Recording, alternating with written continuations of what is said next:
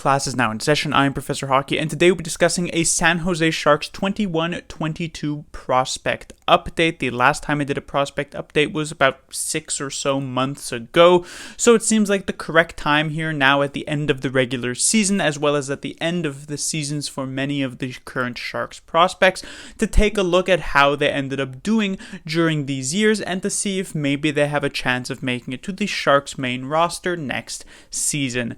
And before I get into it, there are a couple things I should point out. The first is the usual, that I can't talk about literally every possible San Jose Sharks prospect in this video, and so I've decided to specifically center it onto 6 of the Sharks prospects.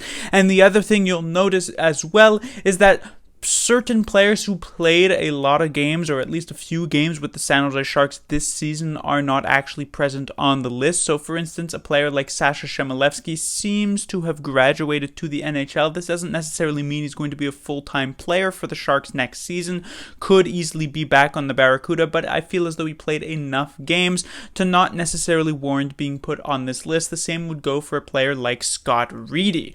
However, you may be wondering, looking at the first name on this list, which is of course William Eklund, why a player like Eklund is here and not a player like Thomas Bordeleau, even though Eklund played 9 games in the National Hockey League this past season, while Bordeleau only played 8. Well, the fact is that Eklund played those games at the start of the year, and so after those first 9 games, he was sent back to Sweden and had a full year, where it is of course very interesting to ask the question of how he in general did. On the other hand, with Bordeleau, he played with or in college at the start of this past season, and at the end of it played 8 games and performed very well with the Sharks. And so the main feeling going into next year is, wow, Bordeleau, he's going to be able to make the team full time. Meanwhile, the main feeling with Eklund going into next season is, oh, will Eklund be able to make the team full-time? So I feel as though it is more interesting to take a look at how Eklund did during his non-NHL part of the season compared to Bordeleau. And so we will start off with Eklund. After those 9 games, he performed okay, but since he was put in a massive role to succeed, in the Shark top 6, as well as on power plays, it probably wasn't the performance that the Sharks were necessarily hoping for, and as such, in a combination of trying to get him a bit more seasoned, as well as not burning the first year of his entry-level deal, the Sharks decided to leave him off of the main squad and then send him back to Sweden. Of course, the question was whether he would go back to Sweden or stay in North America. I thought it was a bit of a weird decision to send him back to Sweden to play for an awful Djurgårdens team, and you may be saying, oh, well, they were bad, but so were the Barracuda. I mean, they ended the season on, I believe, a 15-game losing streak. That's obviously not a great look. However, another factor was the fact that it felt as though Eklund should try to get used to the North American-sized ice, and yet sending him back to Europe just kind of kept him in that comfort zone type of situation. And considering an issue of his game, I felt in North America when he played those 9 NHL games was that he was dealing with smaller ice and wasn't 100% prepared for that. I felt as though it would be much better to get him acclimated to that size by keeping him in San Jose, but instead they send him back to Sweden. He plays on this terrible SHL team, which by the way ends up getting relegated at the end of this season, and he doesn't necessarily have all that great of a year. You see, Eklund was over half a point per game last season in the SHL, and at his age at that time, it was his draft year, 17 to 18 years old. That was incredibly impressive, which is why he ended up being a 7th overall draft pick in that particular entry draft. This season, however, with 1 year under his belt, you're expecting at least a similar, if not slightly better performance, and yet he only ends up with 14 points in 29 games, so he does not reach the half point per game mark this year, and on top of that, only a single goal in those 29 games to go with his 13 assists. Again, it should be emphasized this was a very bad team, and obviously if he had gone on to an SHL team that actually was competitive with some very good players, he probably would have done better. His stats would have looked better, but still you were probably expecting something better from Eklund, and it's just not really anything that we got. Now, having said that, is that necessarily meaning very bad things for the San Jose Sharks? Does this mean that Eklund is absolutely a bust at this point? Obviously not. The guy is still 19 years old, so he hasn't even reached 20 years old. He will get to that at the start of next season, but it does bring into question the sort of guarantee of whether or not Eklund will actually be on the Sharks roster next year. I felt as though if he had that big year in Sweden, he would have been pretty much a shoo-in absolutely for a top spot in the Sharks lineup next year. But with how this year has gone, it is kind of a question of, well, if he doesn't have a great training camp, maybe he then goes to play with the Barracuda and has a chance to jump up to the main squad at some point during the year compared to just immediately making out of training camp.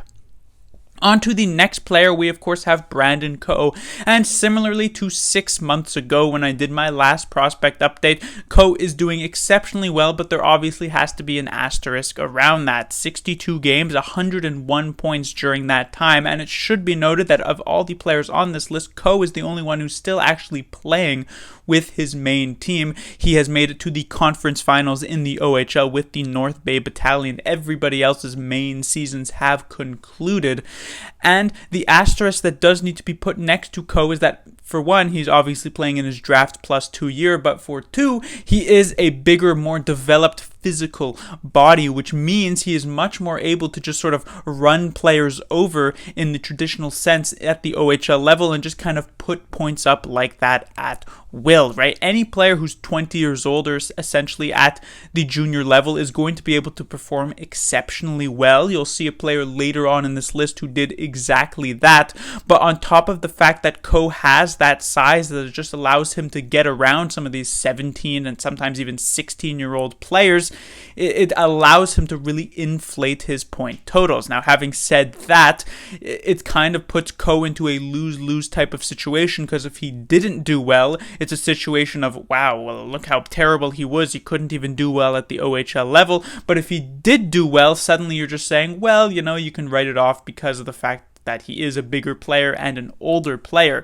So it was a kind of a lose-lose situation, and he definitely made the best of it by doing this well and putting up over 100 points and performing very, very well for his team and being up there for the OHL MVP on the entire season around the entire league. So he definitely did well in that regard, but it should be noted just that this doesn't necessarily mean Coe is immediately going to come up to the NHL next season and be a top 6 player and put up, 50, 60 points in his first rookie season. Having said that, I was relatively impressed with how Coe did earlier on, prior to the actual start of the season back in September, in some of those training camp, rookie camps type of early parts of the preseason. So there definitely are some good things when it comes to Brandon Coe's game, but I'm just saying, don't necessarily write home about the fact that he had 100 points this year. Next would be Tristan Robbins on the list, another junior player, this time on the WHL. And Robbins is a pretty interesting one because he obviously did rather well, 62 games played, 78 points on the year, but he was also, of course, a draft plus 2 player. But he didn't necessarily have the sort of physical setup to be able to dominate as much as Brandon Coe. So you could sort of take these and say, well, he obviously had to have some skill to his game. And if there was a particular comparable that I would take a look at on the San Jose Sharks for Tristan Robbins, it would probably be someone like Noah Gregor. You see, I look at Robbins' game and nothing necessarily stands out as something that's just amazing part of his game. I think the best part would probably be his speed, similar to Noah Gregor. But when it comes to the other facets of the game, he's got a pretty good shot, but it's not legendary. He's got some good hockey IQ, some good vision, but it's not, at an elite level like you would have with someone like William Eklund, who is, of course, a top Sharks prospect. And so generally, if Robbins were to make the team at some point, it would probably be in a bottom 6 role, maybe to get flexed up if he does really well into a, sort of middle 6 role, kind of like how we've seen from Gregor this past season. At times got to move up to that second line. But generally, while Robbins does definitely have a chance to make it to the main squad next season, I wouldn't necessarily expect him to be able to just perform exceptionally well. And then when it comes to the final player on this list from the junior leagues, that would be Danil Gushin, probably the player from the juniors on this list who has the least likely chance of actually making it to the Sharks next season. And that's not necessarily something that's so bad about Gushin, but it's because of the fact of how he plays. Unlike a player like Robbins and Coe, who can play that sort of gritty style of game and play into a bottom 6 role, Gushin is nothing like that. 51 games played, 71 points, 41 goals. That might not look amazing, though of course it is well over a point per game, but the fact is that Gushin, kind of like Eklund, was on a very bad OHL Niagara Ice Dogs team And he just completely led the way. He was their highest scoring player by a very wide margin on this team, and he did the best of the situation and the cards that were dealt to him in this particular year. Gushin did very well in that regard, and unlike Robbins, he does have that sort of high quality capability in his game where he has a very, very high level of skill. He's got some fantastic stick handling, he's got a solid shot, and generally that sets him up in a pretty good position. But on the other hand, he doesn't really have that same well-rounded game like Robbins, which means he's kind of in a situation where, and you'll see the player right after him on this list is kind of a more far along in terms of his development player like Gushin.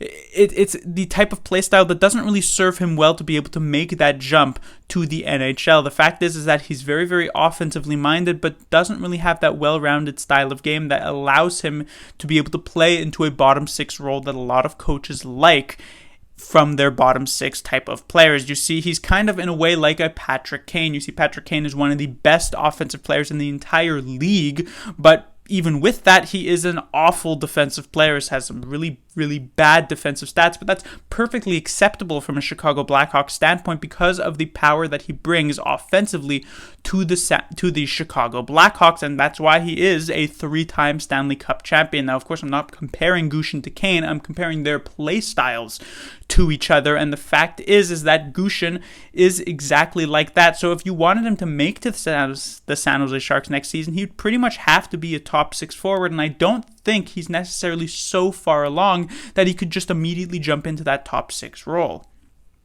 And then the next player on this list is now a couple of AHL players, and it is Joachim Blickfeld, who's very much in a similar position as Daniel Gushin. It was just yesterday where I read this particular interview from Roy Sommer about sort of certain prospects that are on the San Jose Barracuda, because of course he is and has been the longtime coach for the San Jose minor hockey team. And when asked the question of why Blickfeld didn't end up getting a look at the NHL level this season, he was very blunt in saying that he was a very one-dimensional player, that he had essentially one gear, which was that he had an extremely good shot and could score goals. When it came to the other facets of the game, he just was not really well-rounded at all. And the fact is that the Sharks could have technically tried to call him up and play him in a top 6 role, considering the Sharks had so many holes in that top 6 that they definitely didn't have anything to lose at that point, so they definitely could have made him, given him the call up, but it is still somewhat understandable that they wouldn't do so because he does lack that well-rounded situation. It seems as though with the way he is currently playing, the only way Blickfeld is really going to be able to work is that he gets, played in such, let's say, a 4th line role, gets extremely sheltered offensive zone type of face-offs, and then plays something like 6 minutes a game even strength, and is essentially just there to get some second power play time where they can abuse his elite shot and try and score a couple of goals in that particular role. Otherwise, it just doesn't really seem as though Blickfeld is going to be able to make that transition. While Gushin does still have time because he is a bit younger, Blickfeld is now 23, and obviously 23 doesn't completely eliminate him. He's not completely over the hill at this point, but when it comes to 20 to 23, you're in a situation where how much more development of his game can there actually be? Will he be able to just completely round out that defensive side of his game to become more so of a complete player, or will he be able to just refine his offensive game so much further that the risk is worth the reward? It's hard to say. And finally on this list, we have Jaden Hal Begawatts. He is a player who is the oldest one on this list, 25 years old, and you may be wondering, well, why is he even here? Is he really considered a prospect at this point? Well, by the letter of the law in the National Hockey League, as we see this season with the nomination of Michael Bunting for the Calder Memorial Award, technically, Hal Begawatts will be considered a rookie player next season, so I guess he makes it on this list. But in a more serious note, he's just more so just giving me the opportunity to kind of expand on Hal Begawatts, because for those of you who may have seen some videos that I've made in the past this season, they will know my feelings on how Hal Begawatts was actually handled this season, because he was indeed called up to the NHL and played 3 games for the Sharks this year, and he was immediately thrust into a position to succeed. He was put in the top 6. He was played with Tomas Hertl. And I personally believed that Hal Begawatts actually looked very good in this particular role. He got his first career point. He managed an assist in those 3 games. And if we take a look at his underlying statistics, obviously this is an extremely small sample size. So I'm not saying that if he did play the full 82-game season that he would have honestly been like the best player for the San Jose Sharks. Obviously not. But in the 3 games that he did play, he had extremely strong underlying stats. He had the highest shot attempt percentage on the entire team. So basically, when he was on the ice, the Sharks were dominating the majority of the play. Almost 60% of the shot attempts were in San Jose Sharks' favor while he was on the ice. And he wasn't even necessarily so much favored in the offensive zone faceoffs. It's not as though every single shift that he had started in the offensive zone. Only 60% of them did, which is high, but not insanely high for, a second line. If your second line is, or if you're actually playing well in a particular game, because then the majority of your faceoffs will be in the offensive zone. And so I really did think that Hal Begawatts played well in that 3-game showcase. And then for whatever reason, I don't know if it's just because Hal Begawatts is a small player and so Bob Booner is just like prejudiced towards him in that way, but he ends up getting sent back down and is never given another look. And again, like I mentioned with Blickfeld, it's not as though the Sharks had a completely filled up perfect top 6 this season, so there were absolutely zero room for a player to step in and actually do something in that role. The Sharks obviously had holes, considering they ended the season with both Bonino and Nieto as their second line wingers. I just do not really understand why Hal Begawatts, who ended up with 41 points on the year in the 59 games that he played, was never really given another solid look at it. But hopefully something can happen with that next season. At 25-26, I doubt he's going to get necessarily all that much better, but I feel as though he's already pretty good and at least deserves a somewhat extended look, and yet wasn't really given the light of day. But that will do it for this prospect update. The San Jose Sharks continue to rebuild their prospect cupboard. They will, of course, have the 11th overall pick in this year's upcoming draft.